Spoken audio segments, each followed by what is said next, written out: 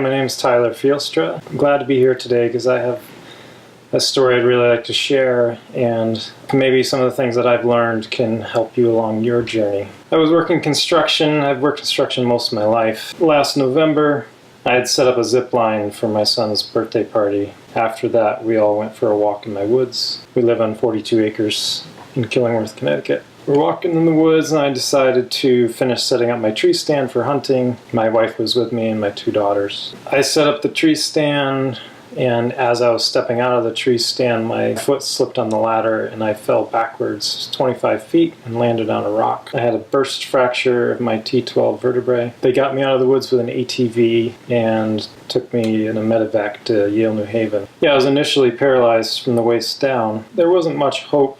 Although I still had hope, there was a lot of, the doctor gave me a 50-50 chance that I would be able to walk again, and if I would walk again, it would be something around the 2-year mark. I took my first unassisted steps 3 months and 3 days after my accident. I had extreme neuropathic pain. The nerve pain was just excessive.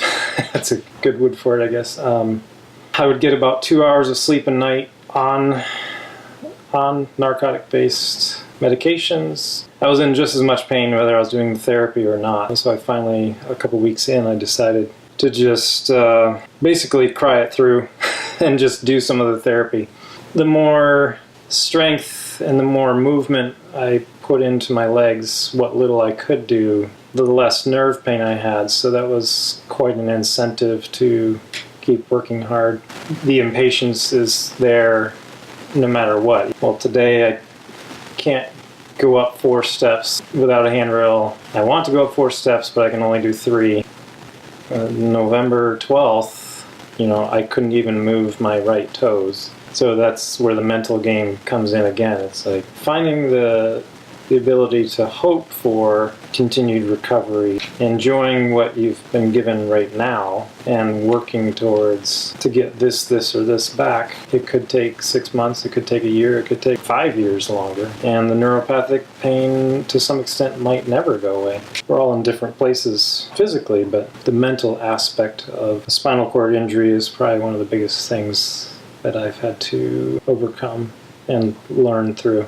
Believing in yourself, making sure that you're plugging into your family and your community, even seeking professional help, which is what I've been doing as well. And feeling the energy reserves mentally was what got me out of bed each morning to do the therapy. So if you want to succeed in finding a new fulfilling life with your spinal cord injury, you have to maintain your mental health for sure. I've been given quite an opportunity to reimagine my life. I don't have to do construction for the rest of my life. Like, it's almost like a reset button. Okay, what are my values? What is it I want to pursue? I'm always interested in, whether it be forestry or astronomy or geology. I mean, there's just a wide range of things I've always been interested in, but never had the space to pursue it. And I guess permissioning myself now to just think outside the box.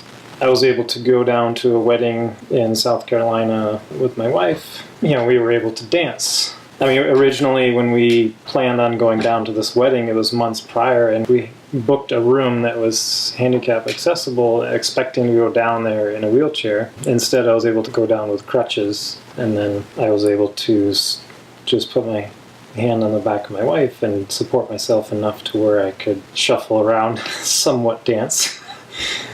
Dancing is dancing.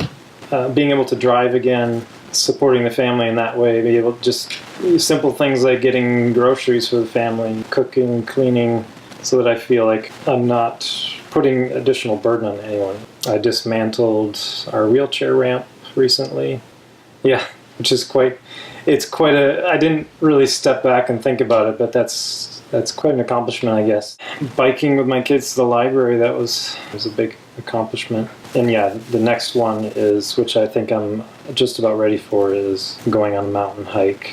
I haven't necessarily set goals beyond that one at this point, but that's probably one of the biggest goals, and I even had it early on in my injury when I was still using a wheelchair. I'm pretty happy being a hermit back in the woods on the 40 acres, but being able to open up, I've been given this story and I need to share it with others. If I had closed in on myself, I could see a totally different outcome.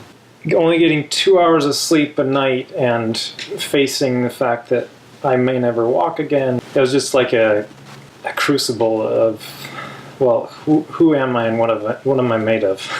What are all the things that I've learned in my life? What gives me my strength? The biggest things being my family, my community, and my beliefs. I've grown up in the church and had a strong belief in Jesus, and I've had other difficult circumstances in my life, and each time I've had difficulties in my life, those have been the times that have refined me the most. Yeah, and now I can honestly say there's a blessing to my accident. Yeah, this accident has kind of broken down some barriers, some mental barriers that I've had to be bold and be able to help other people.